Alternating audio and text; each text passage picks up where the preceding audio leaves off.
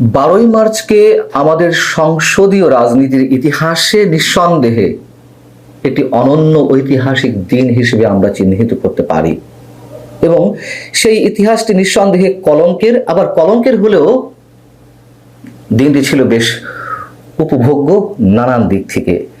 একদিকে রাষ্ট্রপতিকে গাদ্দার বলা হচ্ছে জামাত এনসিপির পক্ষ থেকে এক অর্থে, আবার অন্য অর্থে সেই রাষ্ট্রপতিকে আবার গাদ্দার বলছে আওয়ামী লীগ। বিষয়টি বেশ মজাদার। আবার আদালতের মাধ্যমে ফাঁসির দণ্ডপ্রাপ্ত যুদ্ধাপরাধীদের উদ্দেশ্যে জাতীয় সংসদের শোক প্রস্তাব গ্রহণ করা হয়। এই বিষয়ে যদিও আমার আগের কন্টেন্টে কথা বলেছি, নতুন করে কিছু বলার নেই। পুরো বাংলাদেশ লজ্জায় অবনত। রাষ্ট্রপতি তার ভাষণে কি বলবেন সংসদের প্রথম অধিবেশনের প্রথম দিনটিতে, তা মোটামুটি আমাদের আগে থেকেই জানা ছিল এবং তিনি তাই করলেনও।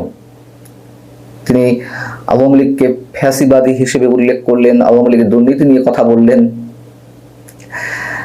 রাষ্ট্রপতি মোহাম্মদ শাহাবুদ্দিন যখন সংসদের অধিবেশন কক্ষে আসবেন বা আসছেন এমন ঘোষণা দেওয়া হলো, সেই ঘোষণার সঙ্গে সঙ্গে জামাত এনসিপির সংসদ সদস্যরা নিজ আসনে দাঁড়িয়ে স্লোগান তোলা শুরু করলেন।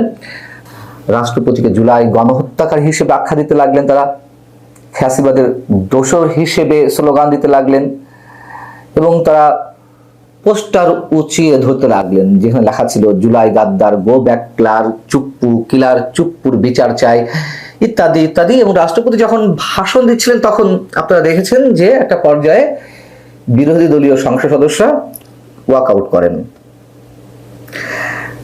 আচ্ছা, রাষ্ট্রপতি জামাত এনসিপির দৃষ্টিতে গাদ্দার বা ফ্যাসিবাদের দোসর, বেশ ভালো কথা।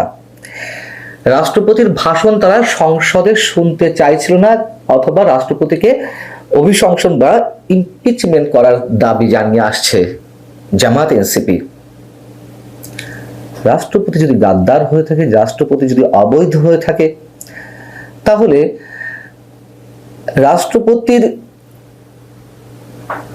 স্বাক্ষরের মাধ্যমে বা এ পর্যন্ত যে কটি আদেশ এসেছে ডক্টর ইউনূস সরকারের সময়, যে আদেশ বা অধ্যাদেশের মাধ্যমে জুলাই সনদ, গণভোট, নির্বাচন কমিশনার নিয়োগ, সবই তো তাহলে অবৈধ। তখন কেন কথা বলেনি জামাত এনসিপির এই সব নেতারা? আবার এই রাষ্ট্রপতির অধীনেই তো ডক্টর ইউনূসের অন্তর্বর্তী সরকারের উপদেষ্টা পরিষদের সদস্য হিসেবে শপথ নিয়েছিলেন আসিফ মাহমুদ, সজীব ভুঁইয়া, নাহিদ ইসলাম, মাহফুজ আলমরা। তখন কেন তারা উচ্চারণ করেনি না এই রাষ্ট্রপতির অধীনে আমরা কোনো শপথ নেব না? তখন রাষ্ট্রপতি তাদের দৃষ্টিতে সাংবিধানিক পদাধিকারী ব্যক্তি ছিলেন, যোগ্যতম ব্যক্তি ছিলেন শপথ পড়ানোর জন্য, তাই না? কিন্তু এখন হয়ে গেলেন গাদ্দার। আবার যখন বিভিন্ন অধ্যাদেশ জারি করলেন জুলাই সনদ বা গণভোট ইত্যাদি ইত্যাদি বিষয়ে, তখনও কোনো সমস্যা হয়নি। তখন বলেনি যে এই রাষ্ট্রপতির অধীনে কোনো অধ্যাদেশ আমরা মেনে নেব না বা তার ঘোষণাকৃত কোনো নির্বাচন আমরা মেনে নেব না। এখন তিনি হয়ে গেছেন ফ্যাসিবাদের দোসর। আবার লক্ষ্য করুন, আওয়ামী লীগ এই রাষ্ট্রপতিকে গাদ্দার বলছে। আমি আওয়ামী লীগ সম্পর্কে কথা বলার আগে আর একজনের একটি মন্তব্য সম্পর্কে একটু আপনাদের মনে করিয়ে দিই। জেপির সভাপতি কিংবা সরাসরি যদি বলা যায় যে আন্দারি রহমান পার্থ, তিনি বক্তব্য দিতে গিয়ে একটা পর্যায়ে বলছেন জাতীয় সংসদে দাঁড়িয়ে যে এই সংসদের সৌন্দর্য হলো স্বৈরাচারের পক্ষের কোনো মানুষ এখানে নেই। সুন্দর কথা, কতটা আবেগ ঘন বক্তব্য। তবে স্বৈরাচারের পক্ষের কোনো মানুষ না থাকলেও সেখানে যুদ্ধাপরাধীদের পক্ষের, আমাদের স্বাধীনতা বিরোধী পক্ষের অনেকেই তো ছিলেন। সমস্যা হচ্ছে এই যে ফ্যাসিবাদী বিরোধী ঐক্য গড়তে গিয়ে বা ফ্যাসিবাদ ফ্যাসিবাদ বলে 1.5 বছর যত শব্দ উচ্চারণ করা হয়েছে আওয়ামী লীগের উদ্দেশ্যে, কান ঝালাপালা করে ফেলা হয়েছে আমাদের, যে মনে হয়েছে কতটাই না দেশপ্রেম সবার মধ্যে কাজ করছে। অথচ ওই ফ্যাসিবাদ বিরোধী ঐক্য গড়তে গিয়ে যে স্বাধীনতা বিরোধীদের সঙ্গে ঐক্য গড়তে কোনো সমস্যা নেই সে কথা তারা প্রমাণ করে দিয়েছেন। সে গেল পুরনো কথা। বলছিলাম এই রাষ্ট্রপতিকে আবার আওয়ামী লীগ গাদ্দার বলছে। রাষ্ট্রপতি মোহাম্মদ শাহাবুদ্দিন চুপ্পু সাহেবকে গাদ্দার বলার সময় আওয়ামী লীগের বিবেকটা কি একবারের জন্য নড়ে ওঠে না? এই রাষ্ট্রপতি শাহাবুদ্দিন চুপ্পুকে যখন নিয়োগ দেওয়া হয় আমাদের মতন কিছু মানুষ তখনই বিরোধিতা করেছিলেন। দুর্নীতি দমন কমিশনার হিসেবে তার বিরুদ্ধে দুর্নীতির অনেক ধরনের অভিযোগ ছিল, অথবা সরাসরি বললে তাকে যখন রাষ্ট্রপতি হিসেবে নিয়োগ দেওয়া হয় সেই মুহূর্তে আওয়ামী লীগের আরো অনেক বেশি যোগ্যতা সম্পন্ন মানুষ ছিলেন, তাদেরকে রাষ্ট্রপতি হিসেবে নিয়োগ না দিয়ে শেখ হাসিনা শুধুমাত্র অনুগত দাস হিসেবে মোহাম্মদ শাহাবুদ্দিনকে নিয়োগ দিয়েছিলেন। সে কথা তো আমরা ভুলে যাইনি। এবং তিনি মনে করেছিলেন যে আওয়ামী লীগের দুর্দিনে বা আওয়ামী লীগের যদি কখনো বিপদ ঘনিয়ে আসে তখন এই রাষ্ট্রপতি উদ্ধার করবে। তার ছিটি ফোটাও আমরা দেখিনি, বরং তিনি ঠিকই গাদ্দারি করেছেন। এই রাষ্ট্রপতি মোহাম্মদ শাহাবুদ্দিনকে নিয়ে আমার বেশ কিছু লেখালেখি ছিল। প্রথম দিকেই যেদিন তাকে নিয়োগ দেওয়া হয়, প্রজ্ঞাপন জারি করা হলো, তখনই ফেসবুকে একটি স্ট্যাটাস দিয়েছিলাম, শুধু লিখেছিলাম, ছি, আর কোনো যোগ্য মানুষ কি ছিলেন না এই পদের জন্য? আমি কিন্তু সেখানে রাষ্ট্রপতি শব্দটাও উচ্চারণ করিনি বা শাহাবুদ্দিন চুপ্পু শব্দগুলো উচ্চারণ করিনি।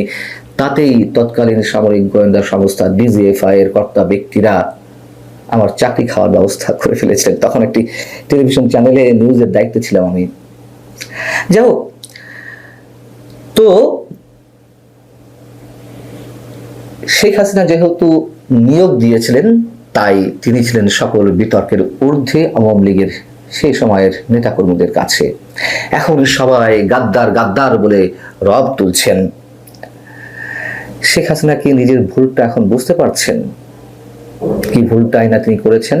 এখন অনেকে বলবেন বা বলছেন যে আমরা জানি, এটাও আমরা জানি যে সরকারের লিখিত বক্তব্য পাঠ করার বাইরে রাষ্ট্রপতির আর কিছু করার থাকে না, আমরা জানি।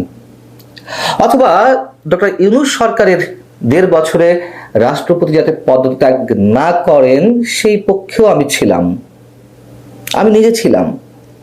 তখন আরো ভয়ঙ্কর কোনো ষড়যন্ত্র বাস্তবায়নের পথ উন্মুক্ত হয়ে যেত, সাংবিধানিক সংকট দেখা দিত। অর্থাৎ 1.5 বছর রাষ্ট্রপতিকে সমর্থন দিয়েছে অন্তত টিকে থাকার জন্য। কিন্তু এই মুহূর্তে তো তিনি পদত্যাগ করতে পারতেন, তা কিন্তু কেউ সরাতো না। দলীয় সরকার কর্তৃক নিয়োগকৃত রাষ্ট্রপতি আর দলীয় সরকারের বা সমকালীন সরকারগুলোর লিখিত বক্তব্য পাঠ করবেন, সেই চর্চা যদিও আমাদের সেটি পছন্দ নয়, তা পরেও আমরা অভ্যস্ত হয়ে উঠেছি। কিন্তু এই শাহাবুদ্দিন চুপ্পু তো জয় বাংলা স্লোগান দিতেন উঠতে বসতে, শেখ হাসিনা পা ছুঁয়ে সালাম করতে যেতেন, ইনি আওয়ামী লীগের গুণগানে মুগ্ধ ছিলেন।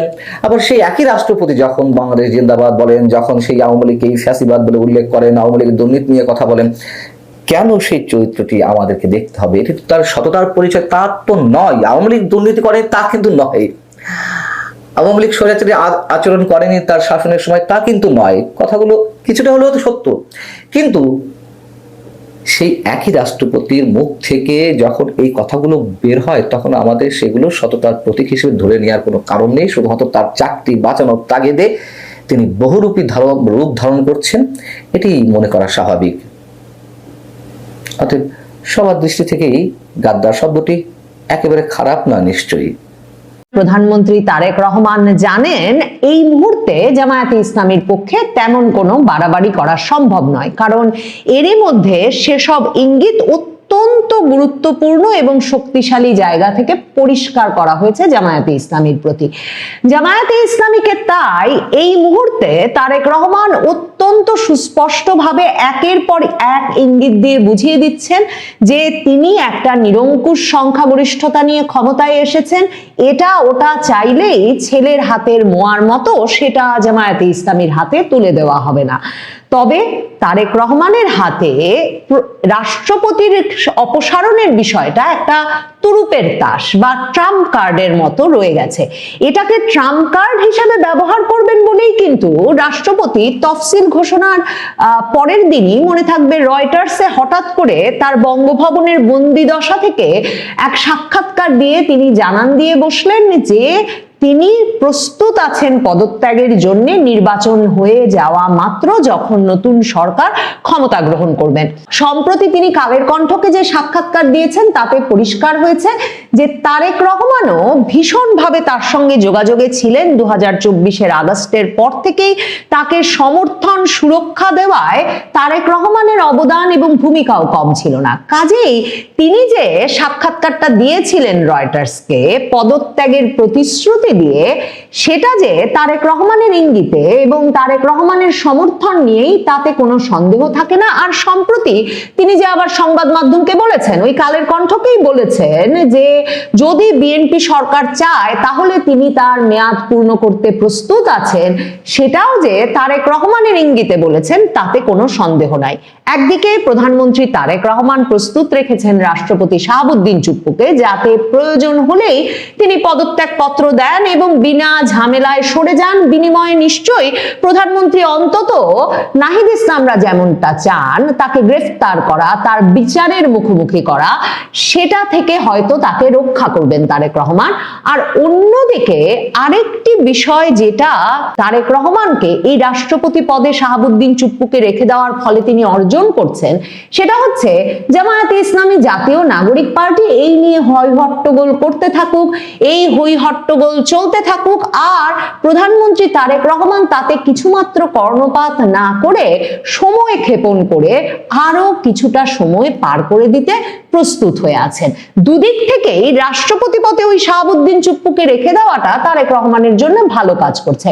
সংসদ গরম করুক চাইলে জামায়াতে ইসলামী, রাজপথ এই মুহূর্তে গরম করার কোনো সক্ষমতা যে জামায়াতে ইসলামীর কিংবা জাতীয় নাগরিক পার্টির নাই, সেটা বিএনপি মানে দশকের পর দশক ধরে বাংলাদেশের রাজপথে আন্দোলন আর সংসদ উত্তপ্ত রেখে নিশ্চিতভাবে জানে। কাজেই সংসদে তারা যা দেখিয়েছে সংসদ অধিবেশনের প্রথম দিনে, সেটা করে যেতে দেওয়াই তারেক রহমানের এক রকমের একটা অনুগ্রহ, এক রকমের একটা পরিকল্পনা আপাতত। এবং সে কারণেই তারেক রহমান কিন্তু বিএনপির সংসদ সদস্যদের সাথে অধিবেশনের আগের দিন যে প্রস্তুতি সভা করেছেন, সেখানেও তিনি বিএনপির সংসদ সদস্যদেরকে এক রকমের নির্দেশনাই দিয়ে রেখেছেন যে তারা মার্জিত থাকবেন, তারা সংসদকে শুধু শুধু উত্তপ্ত করবেন না, একটা বাক বিতণ্ডার জায়গায় নিয়ে যাবেন না। এবং যে কারণে সংসদে জামায়াতে ইসলামীর এহেন ব্যবহারের কোনো পাল্টা ব্যবহার দেখা যায়নি প্রথম দিনে। আর জামায়াতে ইসলামীকে ওষুধ দিয়ে গেছে আমেরিকা। তারেক রহমানের কাছে সে খবর সবচেয়ে পাকাপাকি ভাবে আছে, যেহেতু খবরটা আপনার আমার কাছেও আছে, সংবাদ মাধ্যমেই প্রকাশ হয়েছে। সৈয়দ মোহাম্মদ তাহের সহ জামায়াতে ইসলামীর প্রতিনিধি দল আমেরিকার দক্ষিণ ও মধ্য এশিয়া বিষয়ক সহকারী পররাষ্ট্রমন্ত্রী, অত্যন্ত উচ্চপদস্থ কর্মকর্তা পররাষ্ট্র মন্ত্রণালয়ের, এই অঞ্চলের জন্য ভীষণভাবে গুরুত্বপূর্ণ সেই নেতা যখন ঢাকায় এলেন, তার সঙ্গে সাক্ষাৎ শেষে বেরিয়ে সংবাদ মাধ্যমকে বলেছেন যে পল কাপুর সরাসরি তাদেরকে বলেছেন সংসদকে কার্যকর করতে একটি কার্যকর এবং সক্রিয় বিরোধী দলের ভূমিকা পালন করতে। এবং পল কাপুর তাদেরকে বলেছেন যে ডেপুটি স্পিকার পদ নেওয়ার ব্যাপারে তারা কি ভাবছেন।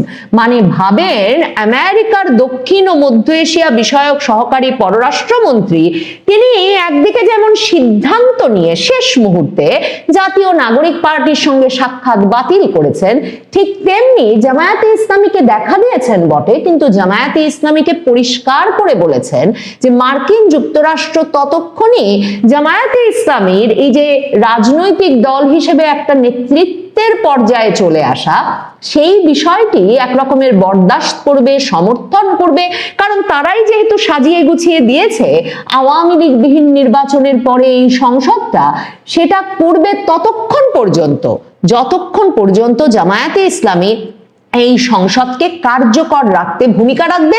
আর এখনই সংসদে ঢুকে জুলাই সনদ আর সংবিধান সংস্কার করে সংসদটাকে ব্যতিব্যস্ত করে তুলবে না। সবচেয়ে বড় কথা, ব্যতিব্যস্ত করলেও অকার্যকর করে ফেলবে না।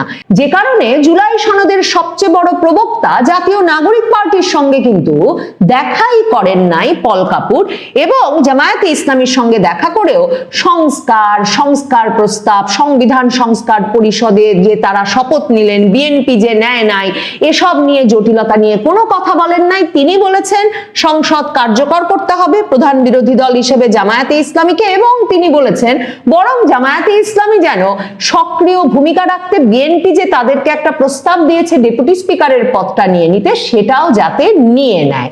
এ অবস্থায় তারেক রহমান জানেন ওষুধ এসেছে এমন জায়গা থেকে যে এই মুহূর্তে জামায়াতে ইসলামী রাজপথ গরম করার কথা কোনোভাবেই ভাববে না। আর জাতীয় নাগরিক পার্টির সক্ষমতা তো দেখাই গেল।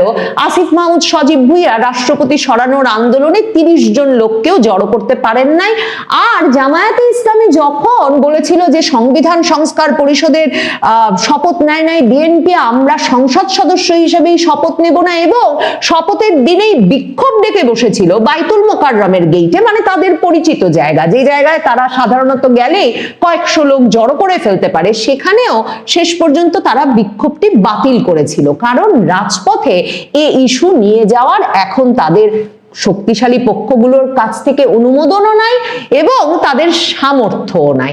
এই অবস্থায় আসলে কি ঘটবে সংসদে জাতীয় নাগরিক পার্টি, জামায়াতে ইসলামী এরা আরো প্ল্যাকার্ড নিয়ে হাজির হবেন। হাসনাত আব্দুল্লাহরা স্লোগান দেওয়া শুরু করেছেন সংসদ ভবনে। কাজেই সংসদের ভেতরে অধিবেশন কক্ষে হাসনাত আব্দুল্লাহ, নাহিদ ইসলাম, সৈয়দ মোহাম্মদ তাহেরেরা স্লোগান দেবেন। হাসনাত আব্দুল্লাহ, নাহিদ ইসলামরা যখন মারমুখী হয়ে উঠবেন তখন সৈয়দ মোহাম্মদ তাহিরি তাদেরকে কোনোভাবে সামাল দেবেন, তারা ওয়াকআউট করবেন, কিন্তু আপাতত সংসদের ভেতরেই এসব হম্বিতম্বি করবেন। আর তারেক রহমান একেবারে শেষ পর্যন্ত রাষ্ট্রপতি পদে শাহাবুদ্দিন চুপ্পুকে ধরে রেখে ট্রাম্প কার্ডটা তার হাতে রাখবেন। ওই যে এরপরে একটা সময় আসবে যদি সংসদকে ততটা ব্যতিব্যস্ত করে সত্যি ফেলতে পারে জামায়াতে ইসলামী জাতীয় নাগরিক পার্টি, যদি সত্যি রাজপথে কিছুমাত্র উত্তেজনা সৃষ্টি করতে পারে জামায়াতে ইসলামী জাতীয় নাগরিক পার্টি এই রাষ্ট্রপতি ইস্যু নিয়ে, এই জুলাই সনদ ইস্যু নিয়ে, তাহলে তারেক রহমান তাদের সামনে দুটো অপশন দেবেন, যে রাষ্ট্রপতির অপসারণ চায় তারা, নাকি তারা জুলাই সনদ নিয়ে আরো তর্ক করে যেতে চায়, এবং এক সময় হয়তো মুখ রক্ষার জন্য জাতীয় নাগরিক পার্টি আর জামায়াতে ইসলামীর দাবির মুখেই রাষ্ট্রপতি শাহাবুদ্দিন চুপ্পু নিজেই পদত্যাগ করবেন, এবং তারপর আপাতত জনগণ ততদিনে এত বিরক্ত হয়ে পড়বেন এই জামায়াতে ইসলামী আর জাতীয় নাগরিক পার্টির ওপর, ইউনূস আমলের এই অস্থিতিশীল মাসের পর মাস কাটানোর পর আবার তাদের এই দাবি ওই দাবির মুখে, যে তখন তাদেরকে আপাতত প্রেসিডেন্ট শাহাবুদ্দিন চুপ্পু নিজেই পদত্যাগ করেছেন, যেমন তিনি রয়টার্সকে আগেই বলে রেখেছিলেন, আর তারপর তিনি সেই পদত্যাগ করে কোনো সেফ এক্সিটে চলে গেছেন, সেটা তাদের সহ্য করে নিতে হবে। এবং তাদের সহ্য করতে হবে যে রাষ্ট্রপতি পদে তখন বিএনপি তাদের পক্ষের আরো বেশি অনুগত বিশ্বস্ত এমন একজন ব্যক্তিকে বসাবেন, যিনি কিনা বিএনপির ক্ষমতা এক রকমের আরো স্থায়ী এবং পাকাপোক্ত করতে সহায়তা করবেন এবং আগামী নির্বাচনেও অত্যন্ত গুরুত্বপূর্ণ ভূমিকা রাখবেন। কারণ মনে রাখতে হবে, জুলাই সনদ তো হয় রাষ্ট্রপতির অপসারণ, নাইলে জুলাই সনদ নিয়ে আন্দোলন, এই তো সামনে পথ জামায়াতে ইসলামীর। তাহলে জুলাই সনদ বাস্তবায়ন না হলে এই যে জামায়াতে ইসলামীর আইনজীবীরা, শিশির মনিরেরা, সৈয়দ মোহাম্মদ তাহেরের মতো নেতারা দিনের পর দিন বসে ফ্যাসিস্ট যাতে কোনো প্রধানমন্ত্রী না হতে পারেন, কাজেই রাষ্ট্রপতি আর প্রধানমন্ত্রীর মধ্যে ভারসাম্য আনার যেসব যুক্তি তর্ক করে যেসব ক্ষমতা রাষ্ট্রপতির হাতে তুলে দিয়েছিলেন, বিএনপি যখন শাহাবুদ্দিন চুপ্পুকে অপসারণ করে নতুন রাষ্ট্রপতি বসাবে, তখনও তো সেই ভারসাম্য আসে নাই সংবিধানে। তার মানে তখনও এমন একজনই এসে রাষ্ট্রপতি পদে বসবেন যিনি শুধুমাত্র বিএনপির লোক এবং শুধুমাত্র বিএনপি এবং বিএনপির প্রধানমন্ত্রী মানে বাংলাদেশের প্রধানমন্ত্রী তারেক রহমানেরই অনুগত লোক। কাজেই জামায়াতে ইসলামী জাতীয় নাগরিক পার্টির জন্য এখন অবস্থাটা অনেকটা নো উইন, মানে কোনো দিকেই জেতার কোনো উপায় নাই। আর তারেক রহমানের জন্য এখন রাষ্ট্রপতি ইস্যুটা নিয়ে পরিস্থিতিটা দুদিকেই উইন। এই অবস্থায় বিএনপি কে রাষ্ট্রপতিকে সরাবে? আপাতত না। বিএনপি জামায়াতে ইসলামী জাতীয় নাগরিক পার্টিকে নিয়মিত সংসদে নাটক করতে করতে করতে করতে হয়রান হয়ে যেতে দেবে।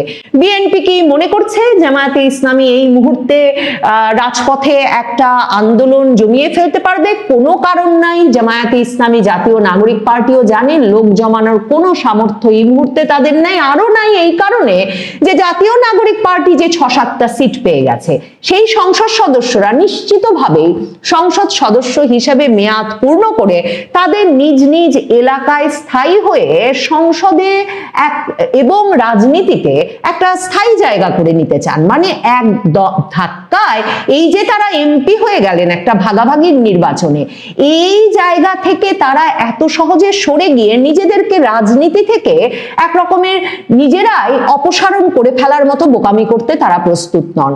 দেখেন, জামায়াতে ইসলামী একাই 70-এর মতো আসন পেয়েছে। জামায়াতে ইসলামের জন্য এত বড় জয় এবং সারা দেশ জুড়ে জামায়াতে ইসলামীর নেতৃবৃন্দ পুরো সংসদ নির্বাচনের সব এলাকাতেই দ্বিতীয় সর্বোচ্চ ভোট পেয়েছে, মানে জামায়াতে ইসলামীর সমর্থিত প্রার্থীরা।